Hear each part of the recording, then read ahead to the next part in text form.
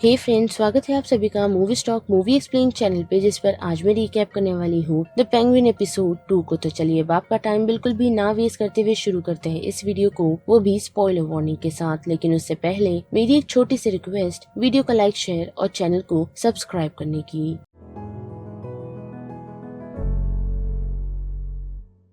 So guys, second episode की शुरुआत हमें सोफिया से दिखाई जाती है, जिसे अल्बर्टो के नाइटमेयर्स आ रहे हैं, जिस वजह से उसे पैनिक अटैक भी आ रहे हैं और वो अक्सर चीजों से डर रही है। पर हम देख पाते हैं कि डॉक्टर जूलियन रश उसे शांत करते हैं और उसे कुछ समय वहाँ उसके साथ बैठने के लिए कहते हैं, लेकिन सोफिया ना सुनते हुए वहाँ से निकल जाती है, यही कहते हुए कि वो भले ही अरखाम में नहीं है लेकिन फिर भी वो सेफ नहीं। जिसके बाद ये सीन मूव होता है ऑसवोल्ड की तरफ, जो सेल्वाटोर से मिलने के लिए पहुंचा है, और हम देख पाते हैं कि वहाँ उसके सभी लोग इस बात का जश्न मना रहे हैं कि अल्बर्टो खत्म हो चुका है। पर उसी के साथ साथ ऑज उन लोगों के पास एक प्लान के साथ पहुंचा है कि उन्हें फैल्कन्स की ड्रग्स को यानी कि ड्रॉप्स को चुराना है, जिसके लोकेशन और सारी डिटेल ऑज उन्हें देता है, और ये भी कि वो किस कार में मौजूद होगा। जिस वजह से मरूनीज उसका साथ देने का डिसीजन बना लेते हैं, और हम देख पाते हैं कि एंड मोमेंट पर जॉनी वेटी ऑस की कार की लोकेशन बदल देता है और उसे ट्रक में बैठने के लिए कहता है, जिसके लिए ऑस पहले तो मना करता है, लेकिन वेटी के वापस कहने पर वो उसकी बात सुन लेता है। लेकिन हम देख पाते हैं कि मरूनीज उन लोगों से न सिर्फ ड्रॉप चुराने में कामयाब होते हैं, बल्कि उनके कुछ लोगों को खत्म करने में भी, और ऑस उस सिचुएशन से बच निकलने में कामयाब होता है, वो भी कारमाइन की जान बचाते हुए। और जैसे ही सभी लोग वापस लौटते हैं तो हम देख पाते हैं कि लूका सभी पर नाराज है, साथ ही उसे ऐसा लग रहा है कि कोई अंदर का ही शख्स उन लोगों की बातों को लीक कर रहा है, जो चीज सोफिया भी उन्हें आकर कहती है, और ये भी कि सिर्फ उन लोगों को अपनी ड्रॉप की पड़ी है, बल्कि मरूनीज ने उन लोगों के खानदान का नाम खराब किया है, और साथ ही फैल्कन को ऐसे उन लोगों के पास ट्रांसपोर्ट किया जैसे कोई वो गली का गुंडा हो, तो उसे उन लोगों से प्रॉपर बदला चाहिए। और उसके वहाँ से जाते ही हम देख पाते हैं कि ऑज उसका पीछा करता है और उसे कहता है कि अगर उसे ऐसा लग रहा है कि कोई उन लोगों के बीच में ही गद्दार है तो वो उसे ढूंढने में उसकी हेल्प कर सकता है। लेकिन हम देख पाते हैं कि सोफिया बड़ी ही चालाक है, जो ऑज के इस प्रपोजल से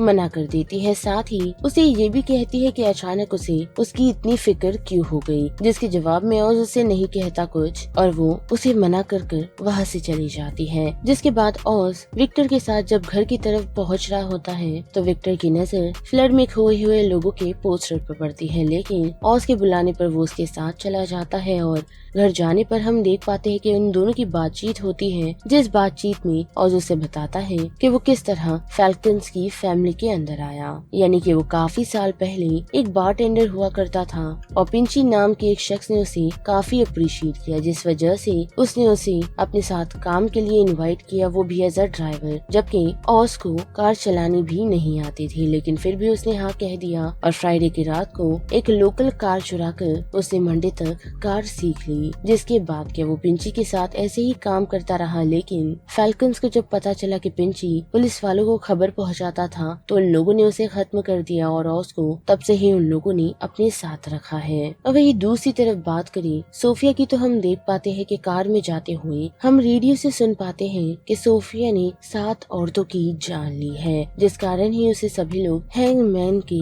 नाम से जानते हैं। लेकिन इतना ही नहीं, बल्कि ये सिर्फ उतनी ही लाशें हैं जितनी उन लोगों को मिली है। जिसके बाद वो एक बार में आप पहुंचती है और उसकी मुलाकात एक पुलिस वाले से होती है, जो कभी उसके फादर के लिए काम किया करता था, और अब वो चाहती है कि वो उसके लिए काम करे और उनकी फैमिली में जो गद्दार है उसका पता लगाए, जिसके लिए वो पहले तो मना करता है, लेकिन ड्रॉप्स की आदत के चलते वो मजबूर हो जाता है और उसका काम करने के लिए अग्री कर जाता है। साथ ही फिर से बड़ी ऑस की तरफ तो हम देख पाते हैं कि उसने अपने घर में पार्टी के लिए लड़कियों को बुलाया है, जिसमें ईव भी है, और ईव इस बात से काफी चिंता है कि ऑस कर क्या रहा है, जिसके जवाब में वो उसे बताता है कि उसने सारी चीजें इन लाइन कर दी है, तो उसे फिक्र करने की जरूरत नहीं, जल्द ही वो इन सारी चीजों का इल्जाम जॉनी विटी पर लगा देगा और खुद काफी आसानी से बचकर निकल जाएगा। और ऐसे ही धीरे धीरे कर वो खुद के लिए कुछ गेन कर लेगा, जिसके बाद ईव के साथ वो हमेशा खुश रह सकता है, जिस बात से ईव भी खुश होती है। और दूसरी सुबह हम देख पाते हैं कि ऑस को किसी उसी का कॉल आया है, जिसके बारे में वो ईव को नहीं बताता और हम देख पाते हैं कि वो अपने मॉम के घर आ पहुंचता है, जहाँ के लैंडलॉर्ड ने ऑज को बताया कि उनकी डिमेंशिया की बीमारी बढ़ती जा रही है, जिस वजह से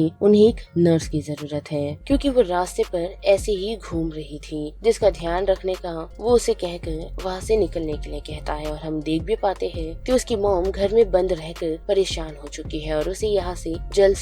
निकलना है, जिसके जवाब में ऑज अपनी मॉम को यही कहता है कि वो जल्द ही कामयाब होगा, उन्हें अपने बेटे पर भरोसा रखना है, जो उसकी मॉम करती भी है। जिसके बाद के हम देख पाते हैं कि वो फ्यूनरल में आ पहुंचता है, जहां सभी लोग बाहर रैली निकाले हुए हैं कि उन लोगों को हैंगमैन को वापस आर्खम ले जाना चाहिए, जिस कारण और सीधा सोफिया के पास आ पहुंचता है, उसे ये बताते हुए कि सब कुछ अच्छा बीता, लेकिन सोफिया उसे कहती है कि उसने उसे फ्यूनरल में देखा ही नहीं, जिसके जवाब में ऑस कहता है कि वो पीछे खड़ा था, ठीक एल्बर्टो की तरह। और फिर वो उसे अपने भाइयों की फ्यूनरल के बारे में बताता है, जिसे उन लोगों ने अच्छे से नहीं ऑफर किया था, जिसके कुछ समय बाद तक उसकी मॉम उस दुख में रही, लेकिन अचानक एक दिन रेडी होकर उन्होंने ऑस को एक बार में ले जाने का डिसाइड किया, जहाँ उन लोगों ने काफी एंजॉय किया। और उसके बाद से ही उसकी मॉम ऐसे ही हंसती खेलती रहने लगी, जिसका रीजन ऑस को पता नहीं, लेकिन उसके बाद से उनकी फैमिली वापस खुश हो गई थी।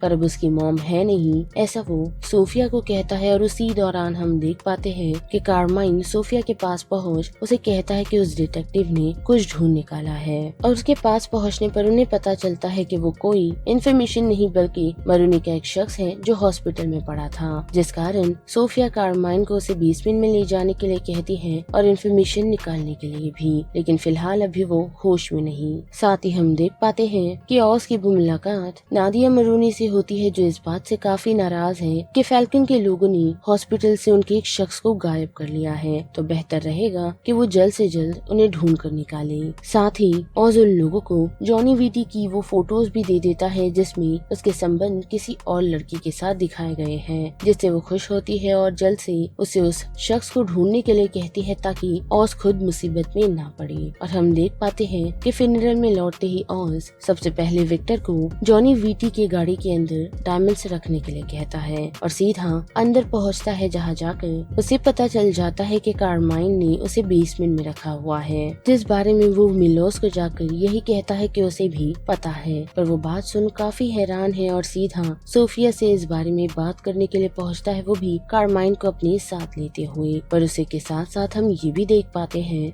कि विक्टर डायमंड्स रखने में नाकामयाब हुआ है, वो भी जॉनी वीटी के कार में, लेकिन उसी के साथ साथ ऑज मरूनी के उस शख्स के पास पहुंच जॉनी वीटी का नाम लेने के लिए कहता है, ताकि वो इन सारी चीजों से बच कर निकले। लेकिन जैसे ही उसे पता चलता है कि विक्टर डायमंड्स रखने में नाकामयाब हुआ है, तो वो उस शख्स को खत्म कर वहाँ से निकल जाता है। और जैसे ही फैल्कन्स वहाँ पहुँचते हैं तो उन्हें समझ आ जाता है कि कोई अंदर का शख्स है जिसने उसे खत्म किया, जिस वजह से ड्रॉप्स पर गए हुए लोगों को एक साथ इकट्ठा किया जाता है। और हम देख पाते हैं कि ऑज के पास नाइफ है और वो लोग वही ढूंढ रहे हैं, जिस वजह से चालाकी दिखाते हुए वो जॉनी वीटी के साथ लड़ाई करता है। और जब कारमाइन की चेकिंग होती है तो उन्हें पता चलता है कि नाइफ उसी के पास है, पर एक्सप्लेनेशन वो दे उससे पहले ही लुकस उसे खत्म कर देता है। जिसके बाद क्या सोफिया अपने अंकल से चिढ़ जाती है और कहती है कि उन्हें ऐसा नहीं करना चाहिए था, क्योंकि उसे अल्बर्टो का बदला चाहिए था, जो ऑलरेडी लुकस ने ले लिया है। लेकिन अब वो चाहता है कि सोफिया इन सारी चीजों से दूर चली जाए ताकि वो सेफ रहे, जिस वजह से वो उसे